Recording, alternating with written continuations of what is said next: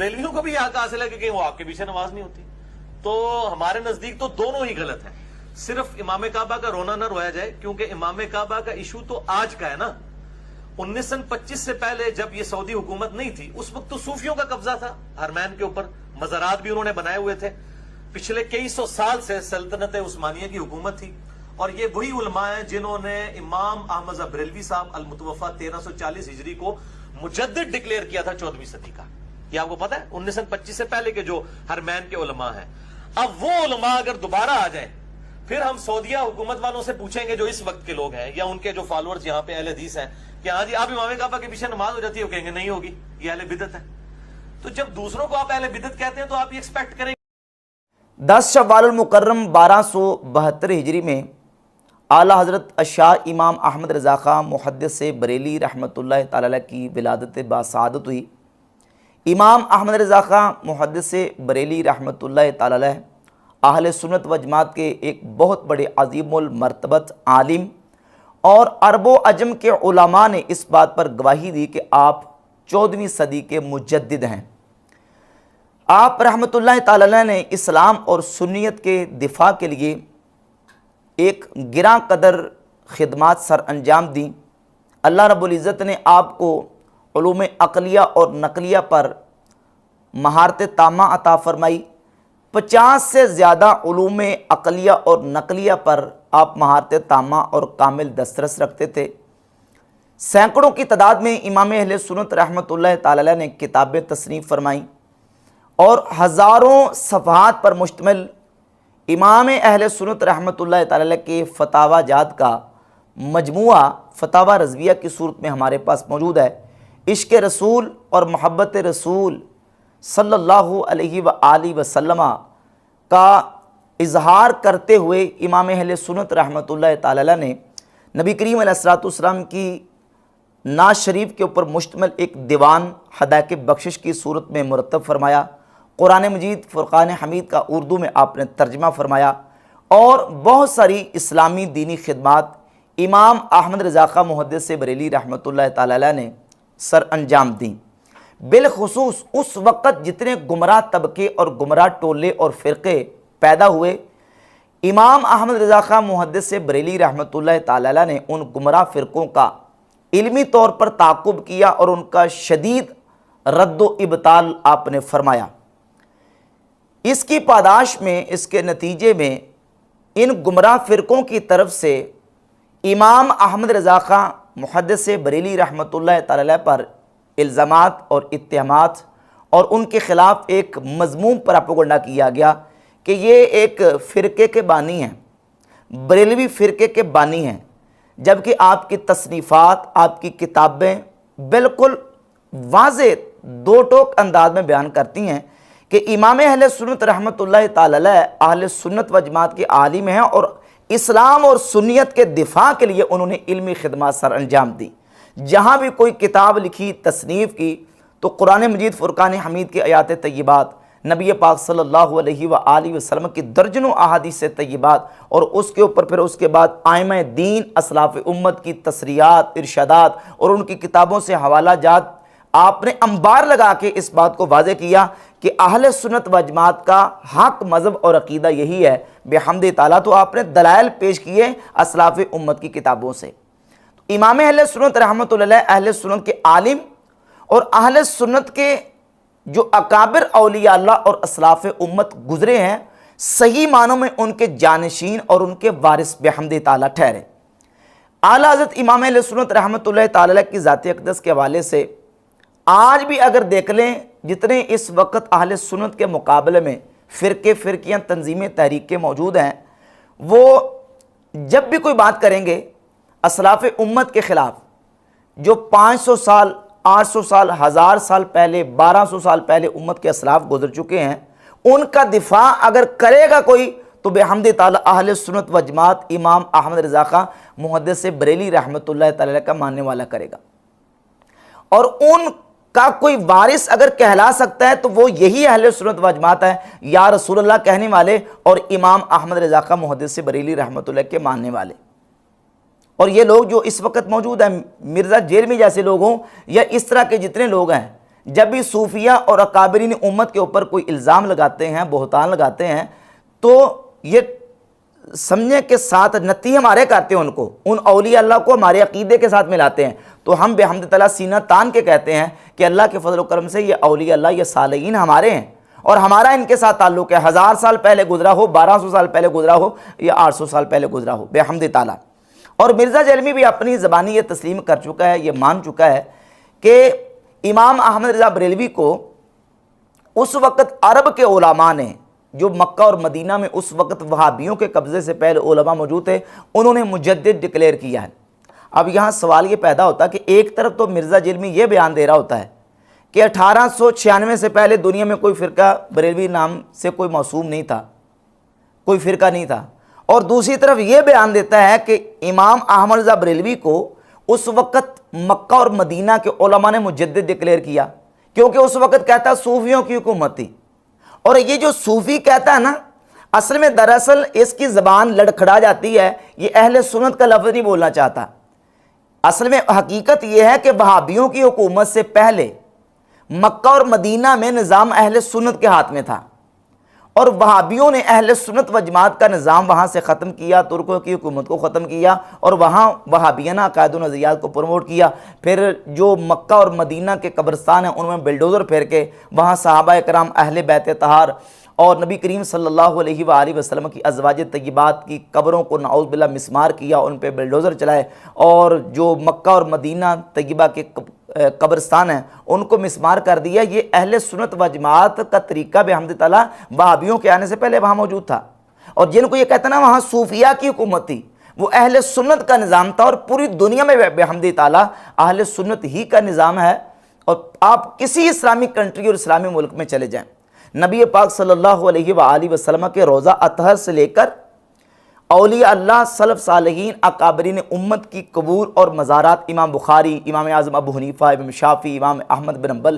بڑے بڑے اولیاء اللہ، فقہا، محدثین کے مزارات اور ان کی قبروں کو دیکھ لیں، ان قبروں کے اوپر گنبد اور ان قبور کے اوپر جو ہے وہ باقاعدہ یہ مزارات بنے ہوئے ہیں۔ یہ امام احمد رضا بریلوی نے ان کو جا کے نہیں کہا کہ تم نے بنانے ہیں، یہ اہل سنت و جماعت کا صدیوں سے اولیاء اللہ اور انبیاء اور سلف صالحین کے بارے میں نظریہ اور عقیدہ چلا رہا ہے، اور اسی کا دفاع امام اہل سنت امام احمد رضا خان محدث بریلوی رحمۃ اللہ علیہ نے کیا ہے۔ یعنی اہل سنت تعمیر والے ہیں اور بعد میں آنے والے تخریب والے ہیں، یعنی بنانے والے اہل سنت ہیں اور گرانے والے اہل سنت کے مخالفین ہیں۔ تو امام احمد رضا خان محدث بریلوی رحمۃ اللہ تعالی علیہ کا منہج اور عقیدہ بحمد تعالیٰ اہل سنت و جماعت والا عقیدہ ہے، اور اس بات کو تو اپنے بیگانوں نے سب نے تسلیم کیا۔ ایک حوالہ میں آپ کو پیش کرتا ہوں، شیخ اکرام اپنی کتاب موج کوثر کے صفحہ 70 پر امام احمد رضا خان محدث بریلوی رحمۃ اللہ کے حوالے سے لکھتے ہیں کہ انہوں نے نہایت شدت سے قدیم حنفی طریقوں کی حمایت کی۔ کس نے؟ امام احمد رضا خان محدث بریلوی رحمۃ اللہ علیہ نے۔ حیات شبلی صفحہ 46 پر سلیمان ندوی دیوبندی ندوی لکھتا ہے کہ تیسرا فریق وہ تھا جو شدت کے ساتھ اپنی روش پر قائم رہا اور اپنے آپ کو اہل سنت کہتا رہا۔ اس گروہ کے پیشوا زیادہ تر بریلی اور بدایون کے علماء ہیں، یعنی جو صدیوں سے اہل سنت کا طریقہ چلا آ رہا تھا، اسی طریقے پر جو شدت کے ساتھ کاربند رہا ہے وہ کون تھے؟ بدایون کے علماء اور بریلی کے علماء۔ اور ایک غیر مقلد عالم ہے ثناء اللہ امرتسری، ثناء اللہ امرتسری اپنی کتاب شمع توحید کے صفحہ نمبر 63 پر لکھتے ہیں کہ امرتسر میں مسلم آبادی غیر مسلم آبادی ہندو و سکھ وغیرہ کے مساوی ہے۔ 80 سال پہلے قریباً سب مسلمان اسی خیال کے تھے جن کو آج کل بریلوی حنفی کے نام سے پکارا جاتا ہے۔ یعنی انگریزوں کے ہندوستان میں آنے سے پہلے جو پوری ہندوستان میں مسلمان آباد تھے وہ وہی مسلمان تھے جن کو آج کل بریلوی حنفی کہا جاتا ہے۔ یہ بعد میں ٹائٹل دے دیا گیا اور اہل سنت کا لفظ اہل سنت کے لیے استعمال کرنا چھوڑ دیا ان غیر مقلدین کی طرف سے پراپیگنڈا کر کے، جبکہ حقیقت یہ ہے کہ امام احمد رضا خان محدث بریلوی رحمۃ اللہ تعالی علیہ نے اہل سنت و جماعت کے عقیدے کی ہی اشاعت کی اور اس کا دفاع کیا۔ ایک غیر مقلد عالم احسان الہی ظہیر اپنی کتاب البریلویہ کے صفحہ نمبر 21 پر لکھتے ہیں کہ اس گروہ کے عقائد بعض دوسرے اسلامی ملکوں میں تصوف کے نام پر رائج ہیں۔ کن کے؟ یعنی بریلویوں کے جو عقائد ہیں، ان کے عقائد باقی اسلامی ملکوں میں تصوف کے نام سے رائج ہیں، اور وہ صوفیہ اور اہل تصوف جو پوری دنیا میں مسلمان سنی موجود ہیں، ان کو صرف صوفیہ کہہ کے ایک سائڈ پہ کر دیا جاتا ہے۔ حقیقت یہ ہے کہ بحمد تعالیٰ وہ صوفیہ اہل سنت ہے، اور مکہ اور مدینہ اور پوری دنیا کے جو مسلمان ہیں اس وقت وہابیوں کی تحریک اٹھنے سے پہلے بحمد تعالیٰ سارے کے سارے اہل سنت ہے، اور مزارات، اولیاء اللہ کی قبور اور ان اصحاب قبور سے فیض و برکت کے قائل تھے، اور آج بھی بحمد تعالیٰ اہل سنت و جماعت بریلوی جو ہیں وہ انہی عقائد و نظریات پر چلے آ رہے ہیں جو صدیوں سے اہل سنت و جماعت کے عقائد و نظریات، اور اسی کا دفاع امام احمد رضا خاں محدث بریلی رحمۃ اللہ تعالی علیہ نے فرمایا۔ جس طرح میں نے عرض کیا کہ شدت کے ساتھ امام اہل سنت رحمۃ اللہ علیہ نے بدعقیدہ اور گمراہ لوگوں کا رد و ابطال فرمایا،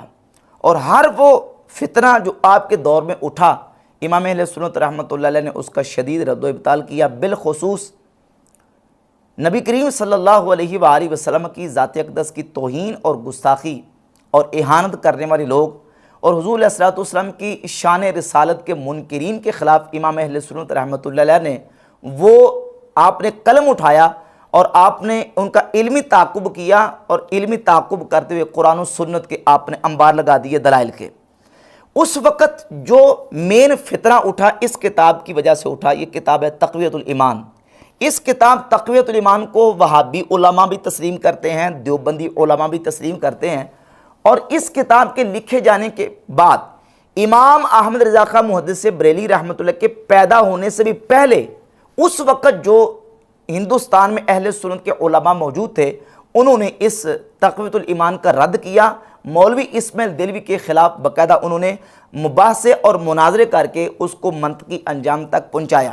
اس کتاب کے اندر اسماعیل دہلوی نے نبی کریم صلی اللہ علیہ وسلم کی ذات اقدس کے بارے میں نعوذ باللہ یہاں تک لکھا کہ نبی بڑے بھائی، ہم چھوٹے بھائی، نبی کی تعظیم بڑے بھائی کسی کیجئے، باقی مالک سب کا اللہ ہے، بندگی اسی کی کیجئے، نعوذ باللہ تعالی۔ یہاں تک لکھا کہ نبی کا مقام امت میں ایسے جیسے گاؤں میں چودھری کا مقام ہوتا ہے، لا حول ولا قوت الا باللہ۔ ہر مخلوق بڑی ہو یا چھوٹی وہ اللہ کی شان کے اگر چمار سے بھی زیادہ ذلیل ہے۔ نعوذ باللہ نبی کریم صلی اللہ علیہ وسلم کی ذات اقدس کے بارے میں اس تقویۃ الایمان میں یہ لکھا کہ نعوذ باللہ حضور مر کر مٹی میں مل گئے۔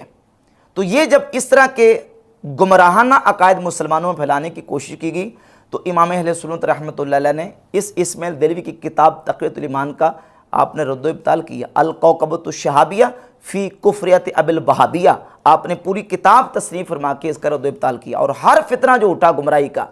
امام اہل سنت رحمۃ اللہ علیہ نے اس کا تعاقب کیا۔ صحابہ کرام رضی اللہ تعالیٰ عنہم کے حوالے سے اگر کسی نے کوئی زبان درازی کی، رد الرفضہ رسالہ فتاوی رضیہ کی 14 جلد موجود ہے۔ امام اہل سنت رحمۃ اللہ علیہ نے دلائل کے انبار لگا کے یہ بتا دیا واضح کر کے کہ صحابہ کرام رضی اللہ تعالیٰ عنہم ہمارا ایمان ہے، صحابہ کے بارے میں زبان کھولنے والا اس کا اسلام اور مسلمانوں کے ساتھ کوئی تعلق نہیں ہے۔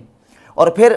جب صحابہ کرام کے حوالے سے صحابہ کے دفاع کی بات آئی، افضلیت شیخین کا مسئلہ ہو یا مشاجرات صحابہ کا مسئلہ ہو، افضلیت شیخین کا مسئلہ بیان کرتے ہوئے امام اہل سنت رحمۃ اللہ تعالی علیہ نے فتاوی رضویہ کی جلد 28 صفحہ 420 پہ لکھا کہ اہل سنت کا اجماع ہے کہ حضور صدیق اکبر رضی اللہ تعالی عنہ، حضرت امام اولیاء مرجع العرفاء امیر المؤمنین مولا المسلمین سیدنا مولا علی کرم اللہ وجہہ سے بھی اکرم و افضل و اتم و اکمل ہے۔ جو اس کا خلاف کرے اسے بدعتی شیعی رافضی مانتے ہیں، یعنی جو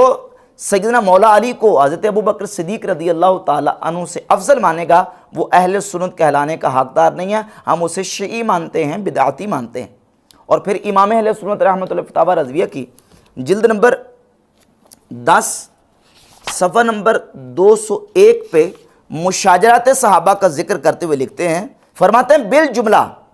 ہم اہل حق کے نزدیک حضرت امام بخاری کو حضور پر نور امام اعظم سے وہی نسبت ہے جو حضرت امیر معاویہ رضی اللہ تعالی عنہ کو حضور پر نور امیر المؤمنین مولا المسلمین سیدنا مولانا علی المرتضیٰ کرم اللہ تعالی وجہ الاسنا سے ہے،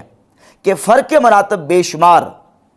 اور حق بدست حیدر قرار، مگر معاویہ بھی ہمارے سردار، تان ان پر بھی کار فجار، جو معاویہ کی حمایت میں عیاذاً باللہ اسد اللہ کی سبقت و اولیت و عظمت و اکملیت سے آنکھ پھیر لے وہ ناسبی یزیدی، اور جو علی کی محبت میں معاویہ کی صحابیت و نسبت بارگاہ حضرت رسالت بلا دے وہ شیعی زیدی۔ یہی روش ادا بحمد اللہ تعالی ہم اہل توسط و اعتدال کو ہر جگہ ملحوظ رہتی ہے۔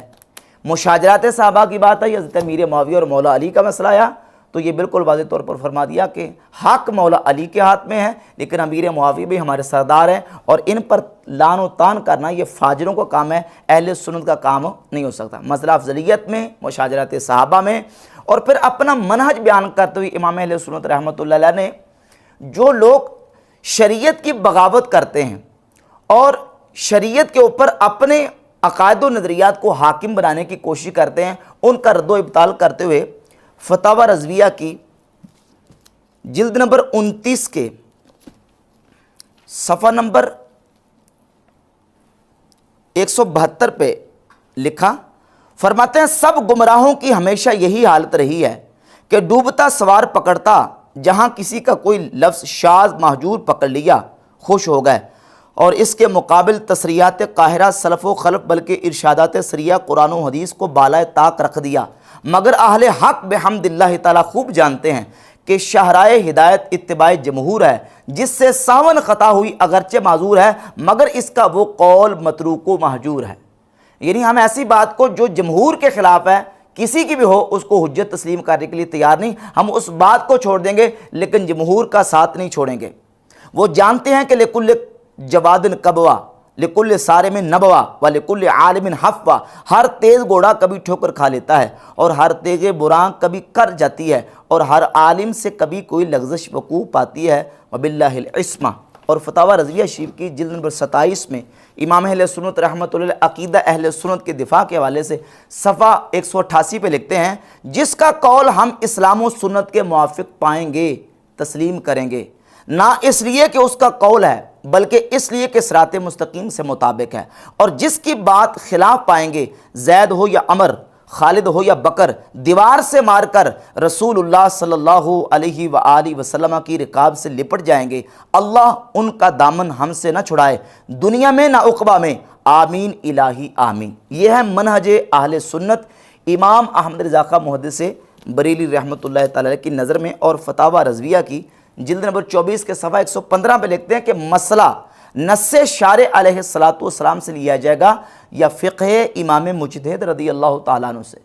ہم مسئلہ لیں گے تو شارع کی نص سے، اور اگر وہ مسئلہ مجتہد فی ہو، اختلافی ہو، اس میں اجتہاد کو دخل ہو، تو پھر کہتے ہیں کہ امام مجتہد سے مسئلہ لیں گے۔ احادیث صحیحہ مرفوعہ محکمہ کے مقابل بعض ضعیف قصے یا محتمل واقع یا متشابہ پیش نہیں ہو سکتے۔ ہر عاقل جانتا ہے کہ صحیح کے سامنے ضعیف، متعین کے آگے محتمل، محکم کے حضور متشابہ واجب الترک ہے۔ پھر کہاں قول، کہاں حکایت فعل، پھر کجا محرم، کجا مبیح، ہر طرح یہی واجب العمل، اسی کو ترجیح۔ امام اہل سنت رحمۃ اللہ تعالی امام احمد رضا بریلوی علیہ رحمہ نے اپنا عقیدہ اور منہج بیان کر دیا کہ ہم نے اسلام اور سنیت کا دفاع کرنا ہے۔ جس کسی کا قول اسلام اور سنیت کے خلاف دیکھیں گے، اس کو ہم ہرگز تسلیم کرنے کے لیے تیار نہیں ہیں۔ یہی وجہ ہے کہ جب صوفیہ کی عبارات کے حوالے سے کسی جگہ پہ گفتگو آئی اور مسئلہ چلا، تو امام اہل سنت رحمۃ اللہ تعالی علیہ نے اس پر واضح اور دو ٹوک انداز میں موقف شریعت کی بالادستی کو بیان کرتے ہوئے بیان کر دیا۔ یہ جلد نمبر 22 فتاوی رضویہ کی اور صفحہ نمبر 515 پہ لکھتے ہیں، اکابر اولیاء اعظام رضی اللہ تعالی عنہم کے ارشادات کثیرہ سے ثابت کیا ہے کہ شریعت مطہرہ سب پر حجت ہے، اور شریعت مطہرہ پر کوئی چیز حجت نہیں۔ شریعت ہی حجت ہے، شریعت کے اوپر کسی کا کوئی قول حجت نہیں ہے۔ حضرات اولیاء جن کی ولایت ثابت و محقق ہے، ان سے جو قول یا فعل یا حال ایسا منقول ہو کہ بظاہر خلاف شرع مطہر ہو، تو سب سے پہلے یہ دیکھیں گے اولاً اگر وہ سند صحیح و واجب الاعتماد سے ثابت نہیں، جو قول شریعت کے خلاف ہو اور وہ صحیح سند سے ثابت نہیں ہے، تو فرماتے ہیں ناقل پر مردود ہے۔ جس نے نقل کیا اس پر رد کر دیں گے کہ اس قول کے لیے جو ہم نہیں مانتے کیونکہ یہ شریعت کے خلاف ہے۔ اور دامن اولیاء اس سے پاک، فرماتے ہیں ہم اولیاء کے دامن کو پاک سمجھیں گے, اس قول کو مردود قرار دیں گے. پہلی بات تو یہ دیکھیں گے, اور اگر یہ بات ثابت ہو جائے ثابت کہ وہ قول صحیح سند سے ثابت ہے, تو فرماتے ہیں اگر بثبوت معتمد ثابت ہو اور گنجائش تعویل رکھتا ہے, تعویل واجب, ثبوت تو ہے لیکن اس میں تعویل ہو سکتی ہے, تو کہتے تعویل کریں گے. اور مخالفت مندفع, اولیاء کی شان تو عرفہ ہر مسلمان سنی کے کلام میں تا حد امکان تعویل لازم ہے, اور اگر تعویل بھی نہ ہو سکتی ہو تو کہتے ہیں اگر تعویل ناممکن مگر محتمل ہو کہ وہ کلام ان کے مناسب رفیع ولایت و امامت تک پہنچنے سے پہلے کا ہے تو اسی پر عمل کریں گے. یعنی وہ قول ثابت بھی ہے لیکن ان کے ولایت کے مقام پر پہنچنے سے پہلے کا ہے تو ہم یہی کہیں گے کہ یہ پہلے کی بات ہے. رابعاً یہ بھی ناممکن ہو تو جن کی ولایت و امامت ثابت و متحقق ہے ان کے ایسے فعل کو افعال خضر علیہ السلام کے قبیل سے ٹھہرائیں گے, اور ایسے کلام کو متشابہات سے کہ نہ کہ ان پر تان کریں نہ اس سے بحث, اور گمراہ ہیں وہ کہ متشابہات کا اتباع کریں. کہتے ہیں بہر صورت معتبر شریعت ہے, اور جو ہے نا وہ جو حجت ہے وہ شریعت ہے, شریعت کے مقابلے میں کسی کا کوئی قول حجت نہیں ہے. تو امام اہل سنت رحمۃ اللہ تعالیٰ کی ذات گرامی قدر اہل سنت و جماعت کی جو خدمات آپ نے سر انجام دی ہیں, بحمد تعالیٰ آپ کی کتابوں کی صورت میں, تصنیفات کی صورت میں آپ کا جو علمی سرمایہ ہے وہ بحمد تعالیٰ ہمارے پاس موجود ہے. امام اہل سنت رحمۃ اللہ اہل سنت و جماعت کے ایک عالم اور امام تھے اور 14ویں صدی کے مجدد تھے,